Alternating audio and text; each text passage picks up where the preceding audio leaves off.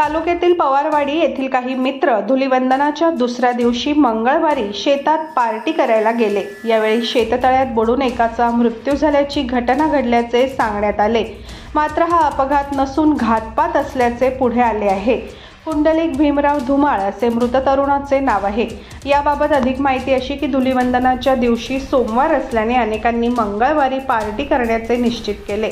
त्याप्रमाणे पवारवाडी येथील काही मित्रांनी मिळून मंगळवारी अशोक खामकर याच्या शेतात पार्टीचे आयोजन केले होते। दुपारी पार्टी करत असताना कुंडलिक भीमराव धुमाळ व संभा उर्फ महेश उत्तमराव मोरे यांच्यात बोलता बोलता वाद झाला। वाद एकदम टोकाला गेल्यामुळे महेशने जवळच असलेल्या शेततळ्यात कुंडलिक धुमाळ यास ढकलून दिले। पाण्यात पडताच कुंडलिक घाबरला आणि याच वेळी महेशने त्याच्या अंगावर उडी मारली। त्यामुळे पाण्यात खाली बुडून तोंडात व नाकात पाणी गेल्यामुळे कुंडलिक याचा जागीच मृत्यू झाला।